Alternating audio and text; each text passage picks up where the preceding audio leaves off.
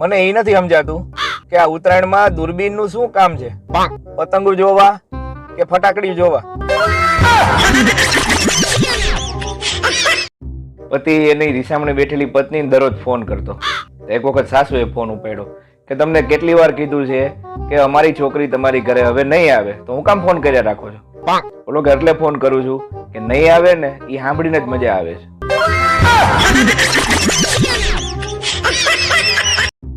ATM માંથી પૈસા કાઢીને ગણવા વાળાને એક સવાલ. માની લ્યો કે પૈસા ઓછા નીકળ્યા, તો તમે કરી શું લેવો?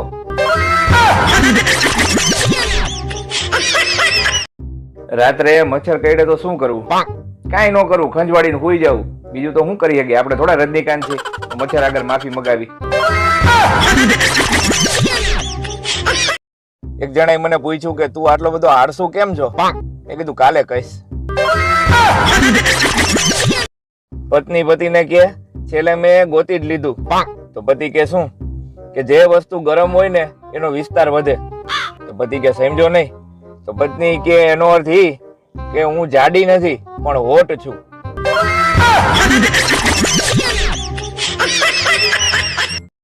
મોબાઈલ બનાવતી કંપનીઓને કહેવાનું કે 40-50 હજારથી માંડીને લાખો રૂપિયાના મોબાઈલ બનાવો છો, તો મોબાઈલની બેટરી 100% થી 500% કરવામાં તમને વાંધો શું છે? શીખીતન લો બેટરી. ગામના ગઈઢિયાઓ કલાકો સુધી તાપડા પાસે બેઠા રહીએ, પાછા આપણે ઠંડીનું પૂછીને તો કે આ તો કાંઈ ન કહેવાય, ટાઈટ તો હાસી અમે જ હોય છે.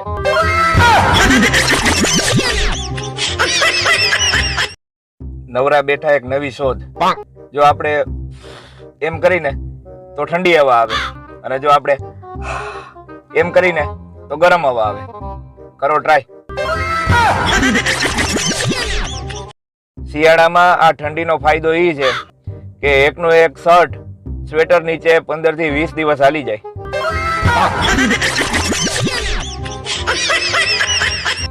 બીડી પીવા વાળો માણસ બંડલમાંથી સારામાં સારી બીડી ગોતે, પણ પાછી આંખો જ છેલ્લી બીડી સુધી ચાલુ હોય. દુનિયાનો સૌથી જૂનો અને જાણીતો ગેટ કે ગમે એવી ઓળખાણ હોય ને તમારી તોય ન ખોલાવી શકો, ઈ છે કોલગેટ. થેન્ક યુ કયો માં, આ તો મફતમાં જ્ઞાન આપી દી ભાઈ. એટલા બધા સીન સપાટા નહીં કરવાના કે શેરીમાંથી કોઈક છોકરી ભાગે ને તો આખું ગામ તમને ગોતે.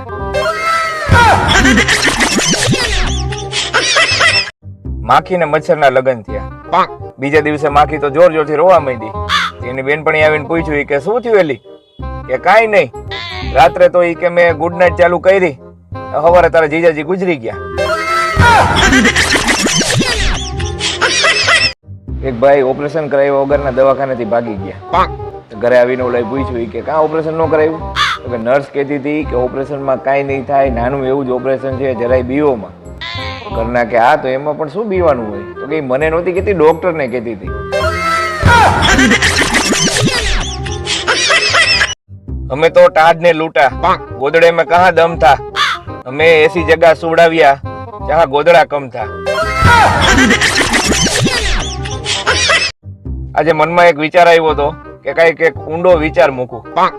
પછી એવો પાછો વિચાર આવ્યો કે હારું કોક ડૂબી જાય તો.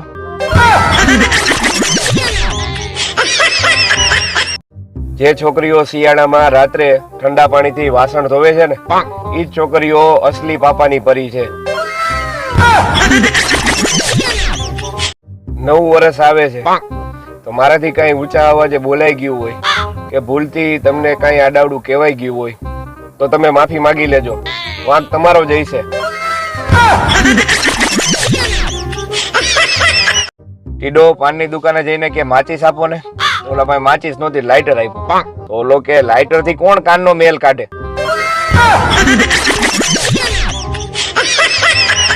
તો મિત્રો પૂછવાનું એ હતું કે ચાઇનીઝ ફટાકડાનો વિરોધ ચાલુ કરી દેવો છે કે હજી વાર છે?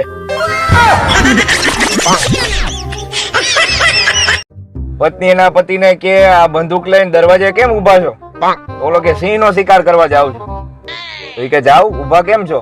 પણ ઈ કે બહાર કૂતરો ઉભો છે.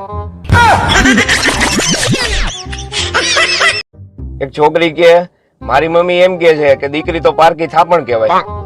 મારા સાસુ એમ કહે કે એ તો પારકે ઘરેથી આવી છે. એક કોઈ ઘર આપણું છે જ નહીં, તો દિવાળીની સફાઈ જ કેન્સલ.